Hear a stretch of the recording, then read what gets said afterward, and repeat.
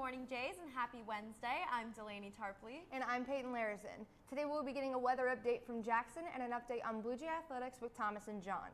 So let's start with some announcements. As most of you may know, the dentist can be a scary place for a lot of kids, and the bill is definitely scary for the parents. Yes, so to help out, a local family-ran dentist in Gladstone wanted to help families in need by making all of their appointments over the weekend completely free, from free dental cleanings, exams, and x-rays for children. Dr. Emily Marks, a partner in the practice, says any need or any dental work that is needed, we will provide that for them. And according to the Center for Disease Control, also known as the CDC, dental problems affect a child's self-esteem, and tooth decay is also 5 times more common than asthma in children. I've heard that asthma is pretty common, so that surprised me, but I guess it makes sense. In other news, just recently, Casey Smitherman, an Indiana school superintendent of Elwood Community Schools, was charged on January 23rd with official misconduct, insurance fraud, insurance application fraud, and identity deception. Smitherman noticed a 15-year-old student was missing from school on January 9th and checked on him at his house, where she decided the student needed to see a doctor because of a sore throat. She took him to an emergency clinic but was denied service because the child was a minor and she wasn't his guardian. At another clinic, she checked him in using her son's name and insurance and received prescription for medications, which she picked up at a pharmacy before taking him home. And Smitherman told police that in the past she and her husband bought clothes for the student and helped clean his house. She said she didn't want to contact the Department of Child Services for fear the boy would be placed in foster care. In a statement to the affiliate, she said, "I have dedicated my entire professional career to children and ensuring they have the best possible chance of success. Unfortunately, my recent lapse in judgment has brought negative attention to the community and myself. Effective February 1st of 2019, I am resigning from my position as the superintendent of Elwood Community Schools. I am confident the board will take the necessary steps to ensure the school system works through this period of change in the best possible way." That's really crazy. I hope they do find a replacement, but in other recent news, the measles outbreak in Washington has reached a new high of 47 confirmed cases with 7 suspected cases just in the beginning of this year. For those of you who don't know, measles is a highly contagious virus spread through the air, giving patients a red spotty rash along with fever, cough, runny nose, and red watery eyes. The county in Washington with the outbreak has one of the lowest vaccination rates in the state, with more than 22% of public school students not completing their vaccinations. There also is no specific cure for this disease if the person in contact with the infection is not vaccinated. And most cases are children under the age of 10, and sadly at this age the virus can be deadly, which is really upsetting. Yes, our hearts go out to everyone affected at this time. Keeping up with the theme of wellness, as you may have heard, the AP Biology classes will be hosting the annual blood drive this Friday from 7 a.m. to 3:30 p.m. in the Aux Gym. Due to the large outbreak of flu in our area and the especially brutal winter, the Community Blood Center has issued an emergency appeal for blood donors. The blood center's blood supply is critically low as donor participation has not kept pace with the needs of hospital patients. Students 16 years and older are eligible to donate, and as a former donor myself, please keep hydrated, and anyone that can, please come out and donate. Just don't end up like me and don't pass out in the middle of the blood drive.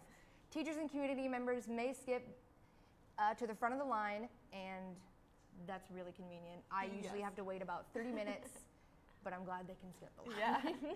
Well, we were talking about high school news. I know a lot is happening in Liberty High School athletics, so let's toss it over to Thomas Hand and John Albee to tell us everything we need to know about our Blue Jay athletics.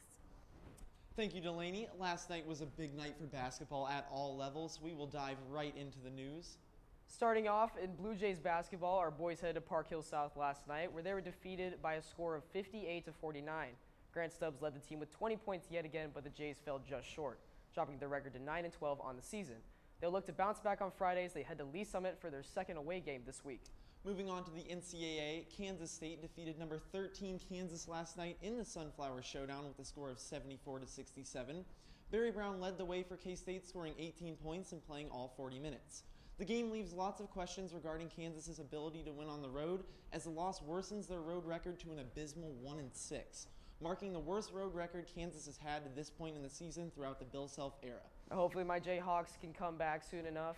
So also in the NCAA, the Missouri Tigers fell to the #1 ranked Tennessee Volunteers 72-60. Missouri was unable to build off of momentum following their 10-point win against Vanderbilt on Friday, with their record now sitting at 11-10. Missouri will look to get back in the win column on Saturday as they take on Texas A&M, who they beat by 23 points earlier in the year. Now to the NBA, LeBron James and the Los Angeles Lakers took their biggest loss of the season last night as they fell to the Indiana Pacers by a score of 136-94.